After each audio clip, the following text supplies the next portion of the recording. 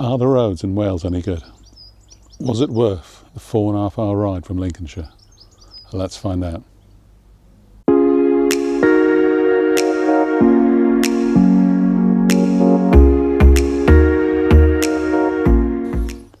Welcome back to the channel. Thanks for tuning in.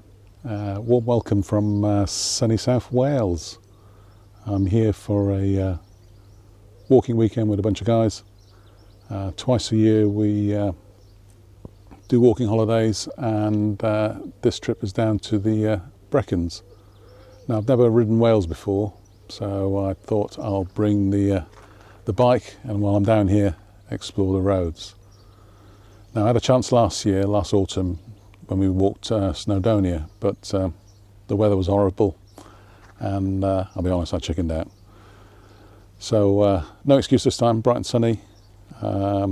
Did a lovely walk to Pennyfan yesterday, but today I am taking the day off from the walk, and I'm going to ride a loop around the Brecon National Park. I'm going to take in the Black Mountain Pass, as well as the Gospel Pass, which is the highest road in Wales. Well, thanks for watching. I hope you enjoyed the video. Here's the route anti-clockwise around the Brecon Beacons National Park. This is my start point from our cottage in Cry. This bit is on the west side of the loop at the Black Mountain Pass, where I stopped for a quick video, and then this bit is on the east side of the loop, taking in the Gospel Pass, where again I stopped for the video, and then back to the cottage.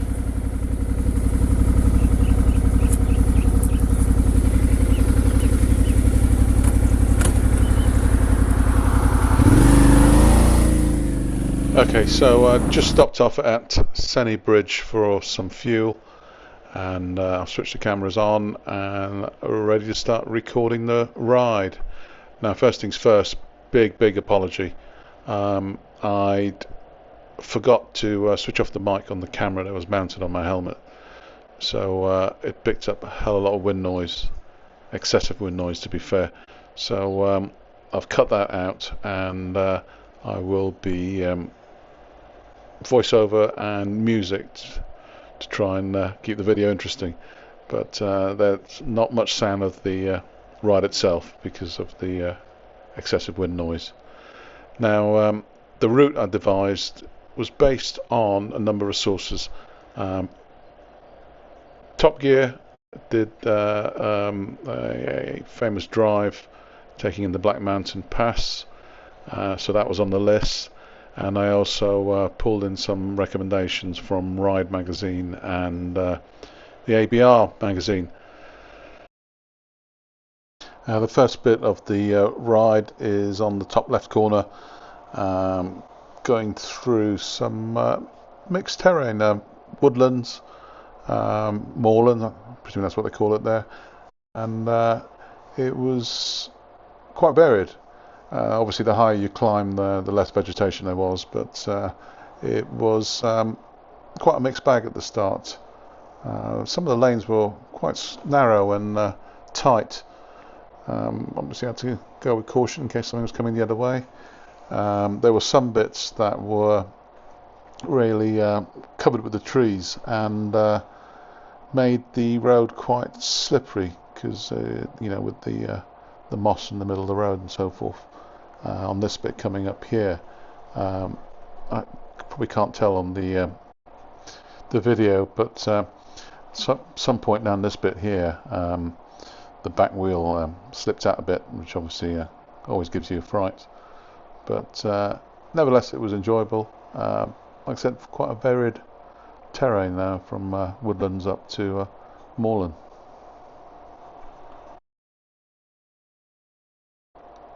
At this point of the journey, it was turned on to the A4069, which is the road that takes you over the Black Mountain, through the Black Mountain Pass.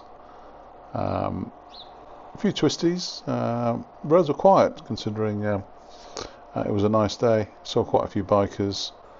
Obviously when you go over a cattle grid, you know there's going to be animals the other side, so you've got that keeping watch for sheep predominantly jumping out at you. Yeah, so this next stretch is just the winding down, I suppose, on the west side of that loop on the A4069 over the Black Mountains. I'll put some music for effect purposes.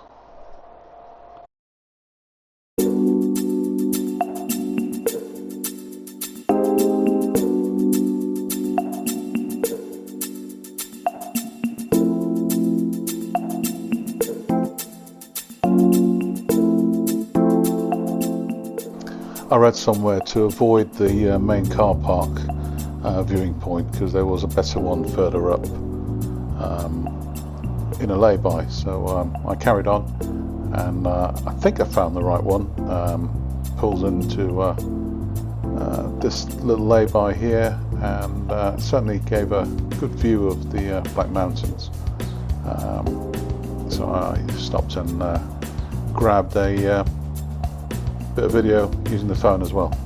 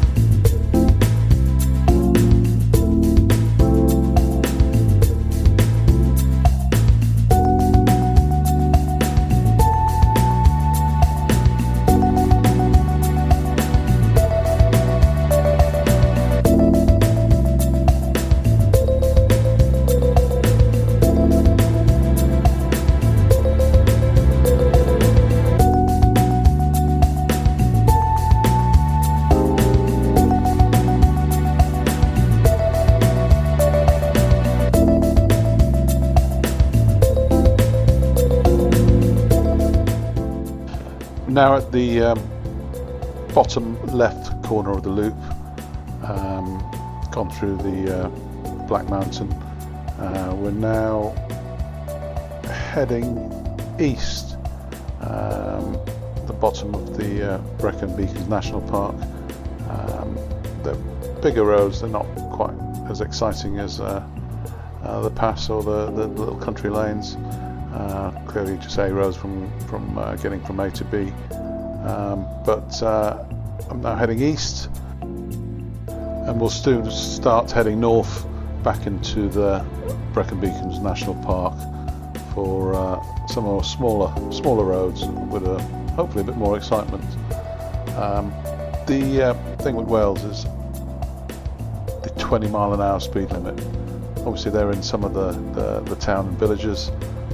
Didn't look to be enforced, but obviously I wasn't going to take any chances, and did what it said. So at this bit now we're slowly going to be turning up, heading north, Penderyn, and I was actually tempted to make a stop here because there is a famous Welsh tipple, and I knew I was going to be passing the distillery, which is coming up here on the right.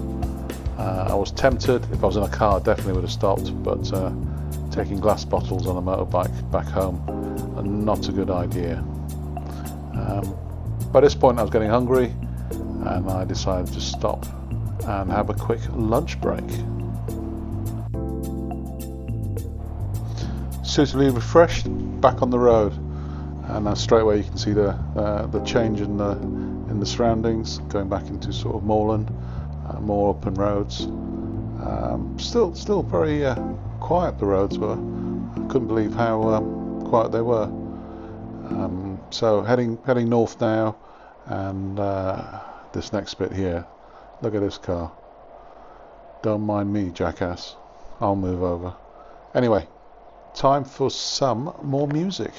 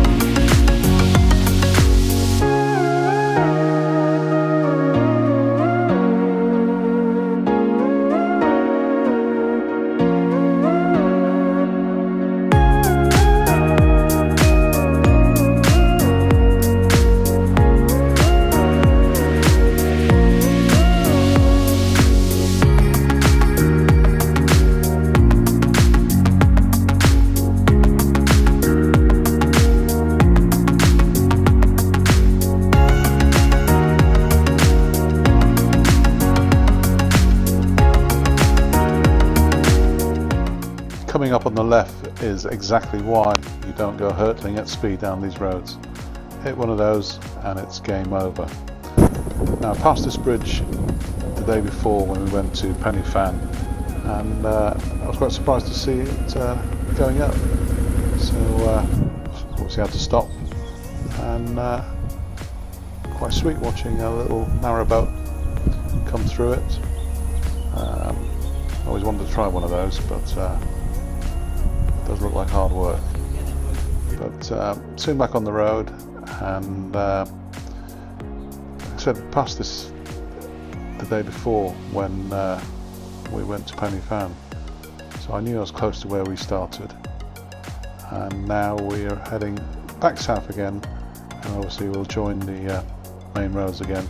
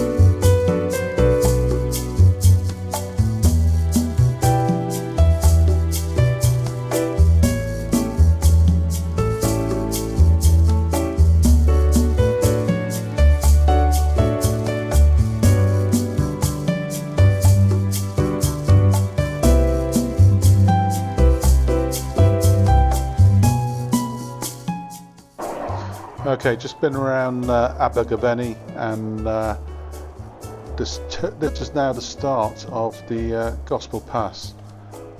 Very narrow. The lane's probably just 1.5 cars in width, and quite often came across scenes like this where two cars were trying to pass each other. I mean, obviously on a motorbike it's much easier, but had to stop and let them sort themselves out.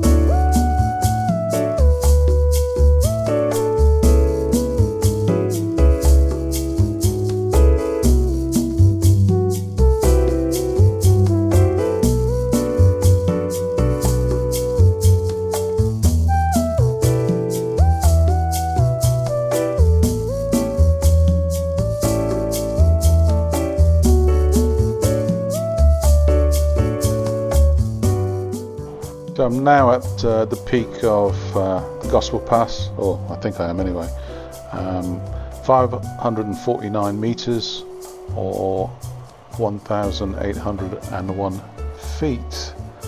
Now it's a shame that the weather's turned a bit cloudy. Cracking view nevertheless, but it would have been beautiful if we had the sunshine that I had earlier in the day. But nevertheless breathtaking, and time to start heading down.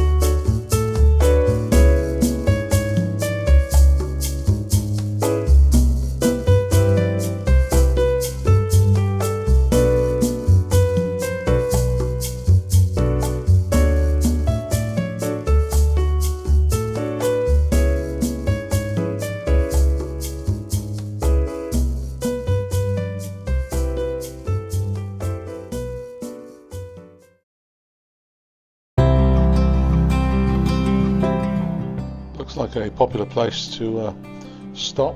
I presume a lot of walks are done from here. But anyway, time to start heading back to the cottage. I'll be winding my way off this Gospel Pass back to the main roads and start heading back.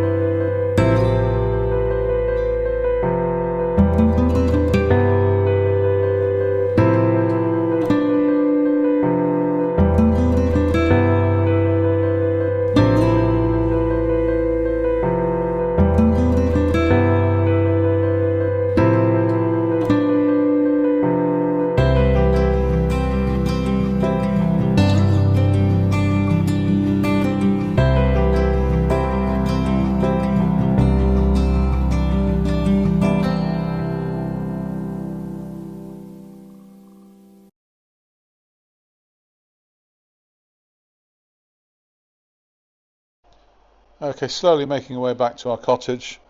Been a tiring day out, especially tired after the walk yesterday.